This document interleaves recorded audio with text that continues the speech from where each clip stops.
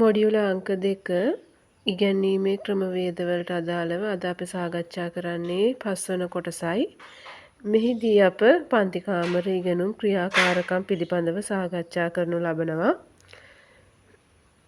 අධ්‍යාපනික සිද්ධාන්ත පදනම් කර ගනිමින් පන්ති කාමරය තුළ භාවිතා වන කේවල, යුගල සහ කණ්ඩායම් ක්‍රියාකාරකම් පිළිබඳව මෙහිදී අපි දීර්ඝ වශයෙන් සාකච්ඡා කිරීමට බලාපොරොත්තු වෙනවා. මෙහිදී අපි බලමු පන්ති කාමරයක ඉගෙනුම් ක්‍රියාකාරකම් පිළිබඳව තිබෙන න්‍යායාත්මක පදනම් සහ අධ්‍යාපන ශාස්ත්‍රයේ ප්‍රධාන ඉගෙනුම් සිද්ධාන්ත සහ මූලධර්ම මොනවද කියලා. අධ්‍යාපන ශාස්ත්‍රයේ ඉගෙනුම් ඉගැන්වීම් ක්‍රියාවලියේ සක්‍රිය සහ ඵලදායී කිරීමට ශිෂ්‍ය කේන්ද්‍රීය පන්ති කාමර ක්‍රියාකාරකම් ප්‍රධාන භූමිකාවක් ඉටු කරනු ලබනවා. මෙහිදී මූලික සිද්ධාන්ත දෙකක් ලෙස අපට සංජානනවාදය සහ නිර්මාණවාදය දක්වන්න පුළුවන්. මෙම ඉගෙනුම් සිද්ධාන්ත දෙකෙන් සංජානනවාදයේදී මගින් තොරතුරු මනසින් සකස් කර ගැනීම, විශ්ලේෂණය හා අවබෝධ කර ගැනීම කෙරෙහි අවධානය යොමු කරනවා. නිර්මාණවාදයේදී ශිෂ්‍යයා සක්‍රියව තම අත්දැකීම් ඇසුරෙන් නව දැනුම ගොඩනගා ගැනීම මෙහිදී අපේක්ෂා කෙරෙනවා.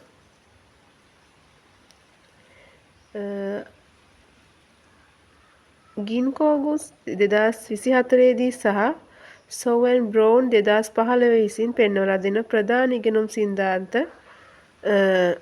වගේම වෙයිස්මන් 2012 දී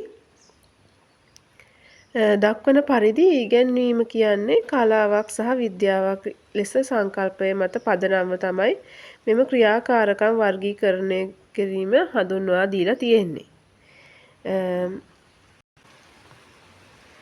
ඒ වගේම ඔල්සේගුන් 2024 දී ප්‍රත්‍යවේක්ෂණ ඉගැන්වීම සහ චාඩ් ඇන්ඩ් පිලි 2024 ගේ ආකෘතිකරණය ඇගයීම පිළිබඳ මූලධර්ම භාවිතා කරමින් මේ ක්‍රියාකාරකම් සංවිධානය කිරීම මගින් ශිෂ්‍යයාගේ සංජානන සහ සමාජීය කුසලතා වර්ධනය කළ හැකි බව පෙන්වා දීලා තියෙනවා. අපි බලමු දැන් පළවෙනි ක්‍රමය විදිහට කේවල ක්‍රියාකාරකම් ක්‍රමය. මේ කේවල ක්‍රියාකාරකම් කියන්නේ සෑම ශිෂ්‍යයෙකුම ස්වාධීනව Tamanගේ වේගයෙන් ඉගෙනුම් කර්තව්‍යයේ යෙදෙන අවස්ථාවක්. අධ්‍යාපනික සහ සිද්ධාන්තික පදනම සංජානනවාදය වගේ දේවල් මෙහි අඩංගු වෙනවා. ඒ කියන්නේ තනිවම තොරතුරු මනසින් සකස් කර ගැනීම, විශ්ලේෂණය සහ අවබෝධ කර ගැනීමට උපකාරී වෙනවා. ඒ වගේම වර්තනවාදය කියන එකත් මෙම කේවල ක්‍රියාකාරකම් වලට අයිති වෙනවා. එහිදී සිද්ධ වෙන්නේ ස්වාධීන පුහුණුව මගින් කුසලතාවයක් තහවුරු කර ගැනීමට මඟ පහදා දීම. ඒ වගේම මේ ක්‍රමයේ ප්‍රයෝජන විදිහට අපිට දක්වන්න පුළුවන් ශිෂ්‍යයාගේ ස්වාධීන චින්තන සහ ස්වයං වගකීම වර්ධනය වෙනවා. ගුරුවරයාට ආකෘතිකරණ ඇගයීම හරහා එක් ශිෂ්‍යයාගේ තනි ශක්තීන් සහ දුර්වලතා පහසුවෙන් හඳුනා ගන්න පුළුවන්. මෙම කේවල ක්‍රියාකාරකම් සඳහා උදාහරණ විදිහට ස්වාධීනව ගැටලු විසඳීම දක්වන්න පුළුවන්. මෙහිදී ගණිතමය විද්‍යාත්මක හෝ තාර්කික ගැටලුවක් තනියම සිතා විසඳීම උදාහරණයක් විදිහට දක්වන්න පුළුවන්. ඒ වගේම කෙටි රචනා හෝ සටහන් ලිවීම දෙවන නිදසුන විදිහට දක්වන්න පුළුවන්. මෙහිදී උගත් පාඩම් පදනම් කරගෙන Tamanගේම වචනයෙන් සාරාංශයක් හෝ රචනාවක් පිළියෙල කිරීම උදාහරණයක් විදිහට අපිට ගන්න පුළුවන්. ඊළඟ එක විදිහට අපිට මනෝසිතියම් එහෙම නැත්නම් මයින්ඩ් මැපින් කියන සංකල්පය ගන්න පුළුවන්. මෙහිදී යම් සංකල්පයක් හෝ පාඩමක් Tamanට අවබෝධ වූ ආකාරය තනියම සංකල්ප සිතියමකට නැගීම උදාහරණයක් විදිහට දක්වන්න පුළුවන්. මීළඟ ක්‍රමයේ විදිහට අපිට ගන්න පුළුවන් යුගල ක්‍රියාකාරකම් ක්‍රමය.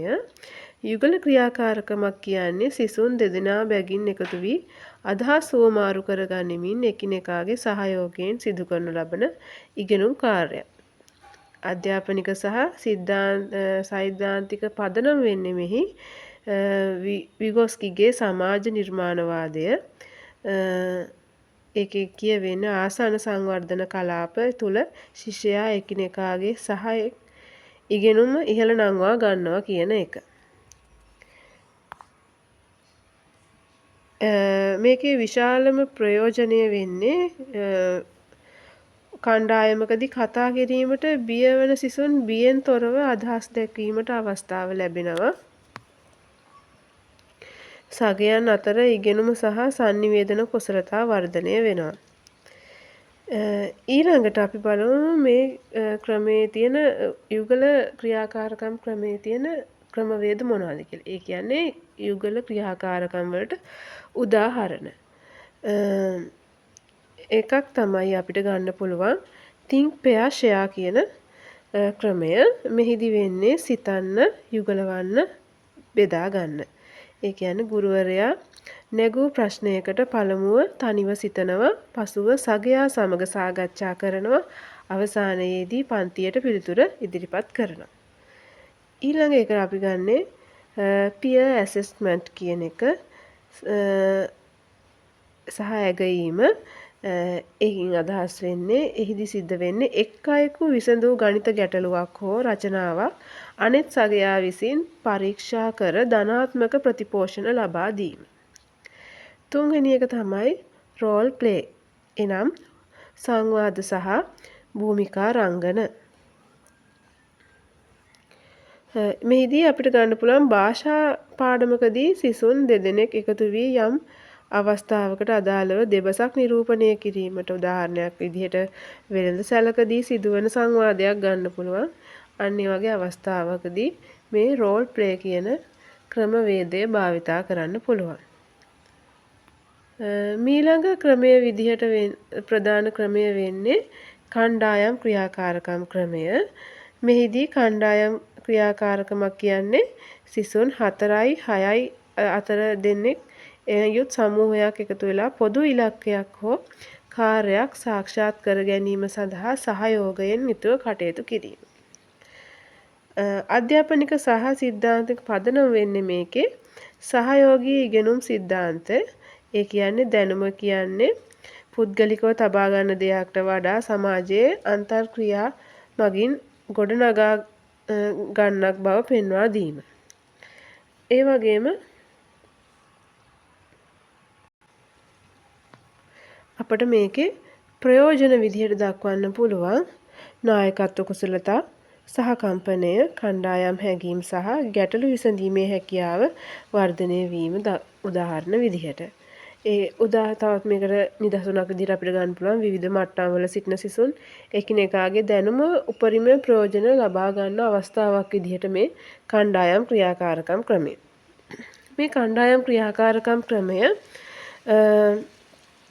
උදාහරණ විදිහට අපිට ගන්න පුළුවන් ජින්සෝ ක්‍රමය. ඒ කියන්නේ එහිදී සිද්ධ වෙන්නේ සංකීර්ණ පාඩමක කොටස් කණ්ඩායමේ සමාජිකයින් අතර බෙදාගෙන පසුව සෑම අයෙකුම තමන්ගේ කොටස කණ්ඩායමට උගන්වමින් මුළු පාඩමම සම්පූර්ණ කිරීම. දෙවෙනි කණ්ඩායම් ක්‍රියාකාරකම් ආකාරයේ විදිහට අපිට ගන්න පුළුවන් ව්‍යාපෘති සහ පෝස්ටර් නිර්මාණය.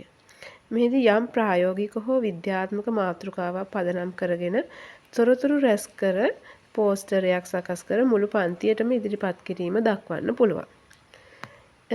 ඊළඟ උදාහරණයේ විදිහට අපිට ගන්න පුළුවන් මොළය වෙහෙසීමේ සූත්‍ර.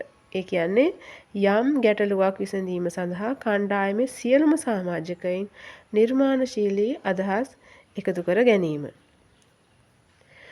අවසාන වශයෙන් මේ ක්‍රම තුන, ඒ කියන්නේ කේවල, යුගල සහ කණ්ඩායම් කියන ක්‍රමවේද තුන අතර සංසන්දනය කිරීමක් තමයි මේ වගුවේ දැක්වෙන්නේ.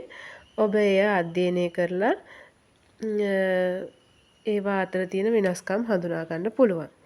ඒ වගේම ගුරුවරයෙකු විදිහට පන්ති කාමරය තුල කේවල, යුගල සහ කණ්ඩායම් ක්‍රියාකාරකම් නිසි පරිදි මුසු කරමින් භාවිතා කිරීමෙන් ශිෂ්‍යයාගේ නම්‍යශීලී බව සහ සර්වපාක්ෂික සංවර්ධනය ළඟා කරගන්න පුළුවන්.